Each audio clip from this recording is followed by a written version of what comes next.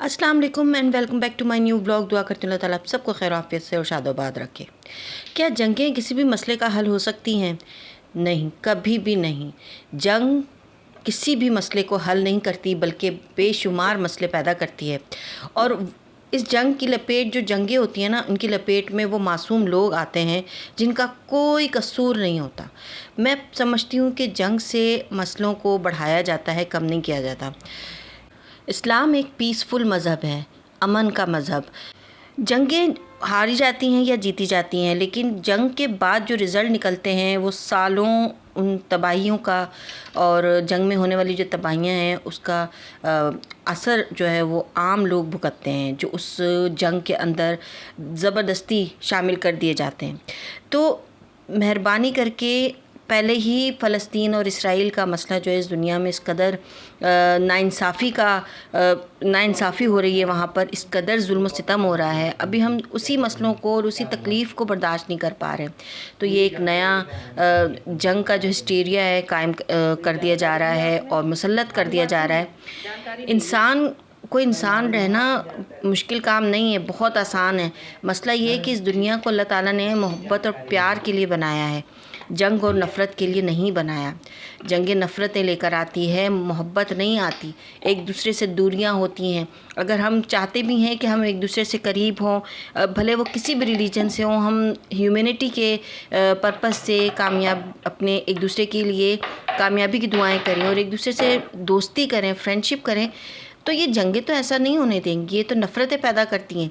हम अनचाहे भी तो हम एक दूसरे से मोहब्बत नहीं कर पाते। फिर खुदा के लिए नफ़रतों का इख्तिताम करें। ये दुनिया और ये ज़मीन जो है ना, ये अल्लाह ताला ने जितनी खूबसूरत ज़मीन हमें तोहफ़ा दी है, ये अब किसी भी जंग का मुतहम्मिल नहीं हो सकती। इस ज़मीन पे बहुत जुल्म कर लिया है इंसान ने, अब इसकी ज़रूरत नहीं है। मसलों का हल बैठ के बात करने से, बातचीत करने से हल होता है। हमारे लीडर, हमारा जो मेरा फेवरेट लीडर इस वक्त जो अल्लाह ताला उसे ज़िंदगी से हद, इमरान ख़ान, उन्होंने कहा था कि जंगें कभी भी किसी मसले का हल नहीं हुआ करती, हमेशा मसले जो है ना वो बातचीत से हल किए जाते हैं।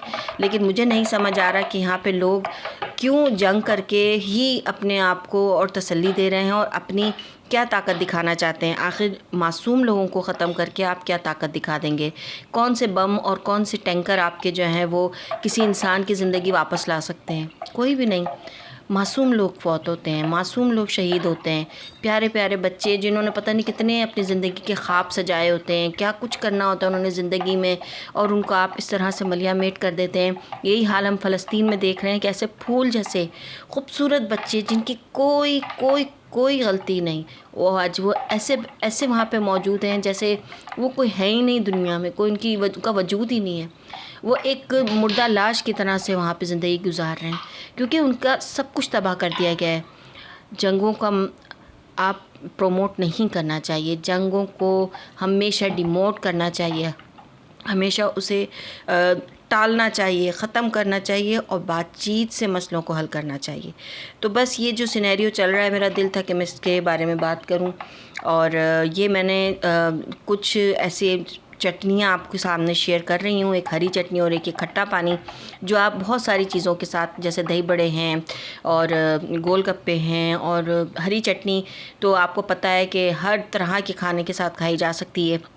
मेरा दिल नहीं था कि मैं इस तरह का कोई वीडियो डालूं, लेकिन मैंने कहा मैं अपने दिल की बात तो फिर इसी तरह कर सकती हूँ। तो मैं बहुत दुखी हूँ, बहुत परेशान हूँ, क्योंकि नुकसान दोनों तरफ ही हुआ है और मासूम जानें दोनों तरफ ही गई हैं। फ़ायदा क्या हुआ है इससे, ये बता दें मुझे, कोई एक फ़ायदा बता दें इस जंग से जो हुआ हो। कोई फ़ायदा नहीं, बल्कि नफ़रतें और बढ़ती हैं और तकलीफ़ें बढ़ती हैं।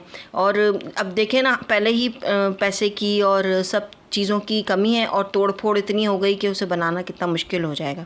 तो बस अल्लाह से दुआ करते हैं अल्लाह ताला हम सबको अमन से रहने की तौफीक दे और हम सब पे अपना रहम करे, और पाकिस्तान पे अल्लाह ताला ख़ास अपनी रहमत नाजिल फरमाए, उसकी हिफाजत करें। अपना ख्याल रखें। मैं इस चैनल का भी। अल्लाह हाफ़िज़।